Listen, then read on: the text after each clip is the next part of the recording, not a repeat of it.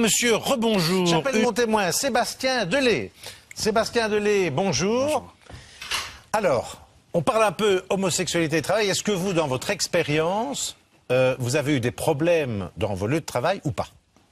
Non. J'ai pas eu de... Un témoignage positif. Voilà, j'ai pas eu de problème, pas du tout, je vais même dire, parce que je remarque que de plus en plus, on associe l'homosexuel à la victime. Oui. On entend souvent ça. Il faut aussi se dire que dans le milieu du travail, il faut pouvoir interpréter les choses. Si je me retrouve avec des collègues qui discutent, racontent des blagues sur les homosexuels, parfois certaines sont un peu crues. Il y a deux positions. Soit, il y a des blagues sur les hétéros voilà, aussi. Comme il y a sur les blondes, sur les personnes handicapées et les personnes étrangères. Alors soit on prend les choses très mal, et on crie au scandale, ou on prend ça avec humour, parce qu'on se dit finalement je suis homosexuel, ça ne pose pas de soucis, je ne vois pas où ça peut poser un problème. Mais chaque fois vous avez dit moi je suis homosexuel, vous vous êtes présenté comme ça, avec cette identité sexuelle, ou bien vous n'avez rien dit et puis à un moment donné ça s'est su? Non, mais je crois que dès le départ il faut être clair. Pour éviter les soucis par la suite. Parce que dans un boulot, on ne dit pas « moi je suis hétéro ». Non, bien sûr, mais on vous pose des questions. Lors d'un entretien d'embauche, on vous dit « êtes-vous marié? Avez-vous des enfants ?» Et vous êtes marié? Je suis marié, tout à fait. Voilà, donc vous êtes marié, donc, vous n'êtes pas obligé de dire que vous êtes homosexuel. Non, bien sûr, mais dès le départ, on vous pose des questions qui... Oui. Voilà, où on veut savoir, ben voilà, avez-vous des enfants, votre épouse s'appelle comment, parce que vous devez remplir des formulaires, forcément. Donc, je crois que dès le départ, le fait d'être jouer franc-jeu. Vous avez vu tous les témoignages qu'on a reçus, les gens disent on s'invente une vie, on ne dit pas, parce que sinon on a des ennuis quand même. Hein. Il y a des sociétés, vous savez, dans toute société, entreprise, il y a des gens qui vont être, je vais dire, tolérants. Oui. Tolérant n'est peut-être pas un bon terme, mais vont accepter les choses plus facilement. Vous savez, si vous avez des collègues, vous leur cachez votre homosexualité. On sympathise, tout se passe très bien, et puis même on va à de la copinerie, je serais tenté de dire, une petite tape sur l'épaule, une petite tape dans le dos. Oui. Au bout d'un certain temps, forcément, si vous devez seulement, à la limite dans une discussion, lui dire que vous êtes homosexuel, cette personne va se sentir trahie, quelque part.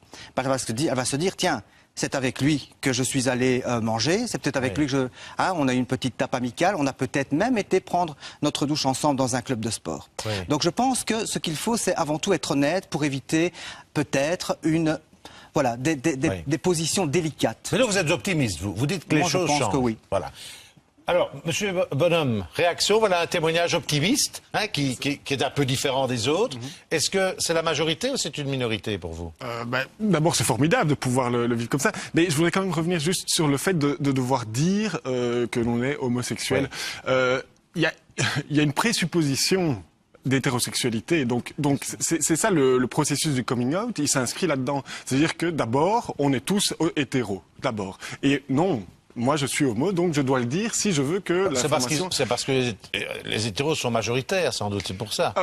Est-ce que... Oui, mais non, c'est pas une raison. C'est la norme aussi. C'est la norme, parce que c'est la norme. Oui, la norme majoritaire. Ça c'est un peu si on intégrait beaucoup plus tôt dans l'éducation le fait qu'il y a une diversité, il y a là une diversité à prendre en compte, et tout le monde peut vivre selon son mode de vie, mais ça serait quand même beaucoup plus facile de pouvoir, on n'aurait même plus besoin de le dire, tout le monde poserait la question, homo, hétéro, ben voilà, moi je suis plus, ou bi d'ailleurs, mais voilà.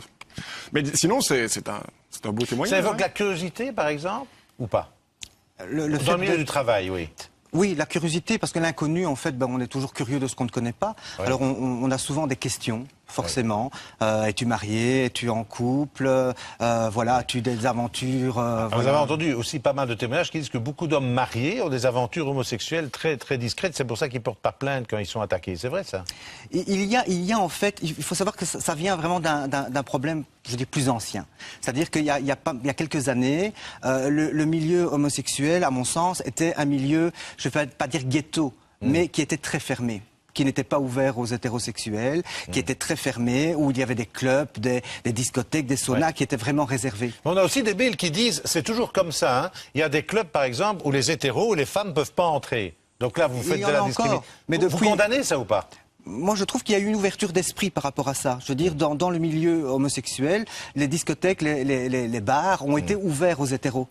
ils ont appris à nous connaître. Et donc je crois qu'il y a eu une ouverture d'esprit de ce côté-là. Voilà, il y a un cheminement en tout cas. Sébastien Delay, merci en tout cas pour votre témoignage positif. Alors, Monsieur Delruel, est-ce que vous, avec votre expérience au Centre de l'égalité des chances, vous êtes aussi optimiste ou bien il y a encore des boulots où c'est compliqué? Certains nous ont dit que même parfois, du côté syndicaliste, ça n'était pas tout rose, si j'ose dire. Mais voilà, mais ce qu'on constate...